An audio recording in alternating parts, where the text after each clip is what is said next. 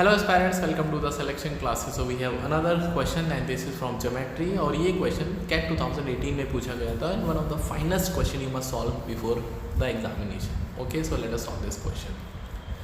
So it goes like it. Point E, F, G, H lie on the sides AB, BC, CD and DA respectively of square ABCD. इसका मतलब, और E, F, G, H का जो square है that is उसका area 62.5%.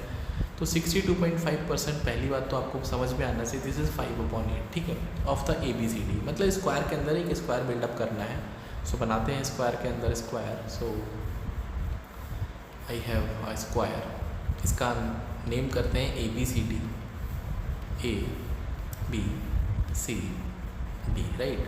So there is a point E, उसके बाद F इधर आ रहा है and we have G and we have H, ठीक है. समथिंग लाइक दैट स्क्वायर बनेगा, ठीक है. Okay, so we have another square that is EFGH. तो ये भी एक स्क्वायर है. नाउ इट इज़ सेइंग कि एरिया ABCD और एरिया EFGH. तो EFGH छोटा है, मतलब 8/5 को मेंटेन कर रहा है, ये एरिया है, ठीक है. देखते हैं.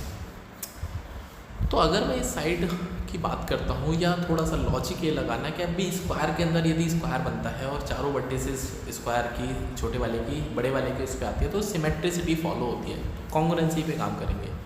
तो अगर मैं इस रेशो को 1:k मान लेता हूँ, मतलब ये 1 है तो ये k मान लेते हैं, क्योंकि कोई भी साइड लेंथ है, अगर मैं इसको स्प्लिट करता हूँ तो I can take k:1, no problem in that.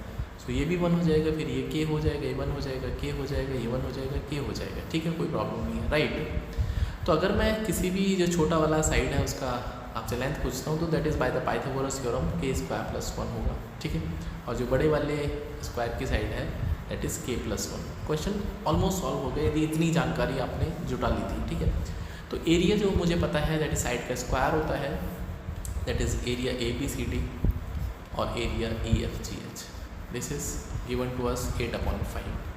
So ABCD is nothing but k+1 का whole square and this is 1 + k² का होल स्क्वायर, ठीक है, रूट के अंदर था. Okay, no problem in that. So I can use some of the algebra that is k² + 1 + 2k, k² + 1 + 2k and this is 1 + k², ठीक है.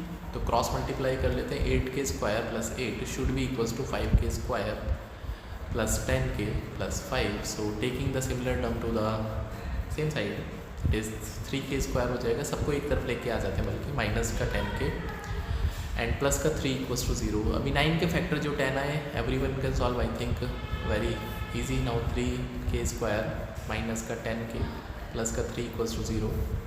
So this is 3k² minus का I can say 9k minus का k plus का 3 = 0. So this is 3 common लेंगे, k भी आ जाएगा, k-3 -1 common लेंगे, k-3 = 0.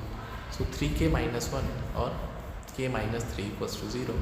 So we have two possibilities, k या तो 1/3 होगा या तो 3 होगा. So I have taken the value of k now, ठीक है. Now we have to find the ratio. तो रेशो किसका निकालना है? EB/CG, right. EB/CG का रेशो हमको फाइंड आउट करना है. तो अगर मैं EB को देखता हूँ by the figure, EB is actually 1 and CG is actually k. तो हमको 1:k का रेशो फाइंड आउट करना है. We have to find 1/k and k की वैल्यू आपके पास 2 हैं, या तो 1/3 आ रही थी और या तो 1/3 आ रहा था, ठीक है, k की वैल्यू. बट एक और कंडीशन है यहाँ पे कि CG लॉन्गर है, CG शुड बी लॉन्गर. इसका मतलब कि k की जो वैल्यू है, इसका मतलब k की वैल्यू कम से कम 1 से बड़ी आनी चाहिए. वाई? सो बिकॉज इसको लॉन्गर होना है. सो क्वेश्चन सॉल्व हो गया ये बेसिकली. तो CG has to be longer greater than EB. इसका मतलब k की वैल्यू 1 से बड़ी आएगी. So we have the option that is k की वैल्यू 1 से बड़ी, ये वाला आंसर है. तो रेशियो जो आएगा 1:3. So that was beautiful question. थोड़ा लॉजिक था, ज़्यादा ज्योमेट्री लगानी नहीं थी, बट थोड़ा सा एल्जेब्रा प्लस ज्योमेट्री था. तो be ready for such question in the 2024 also. So see in the next video. Till then bye, take care and connect with the selection classes. Channel को subscribe करें.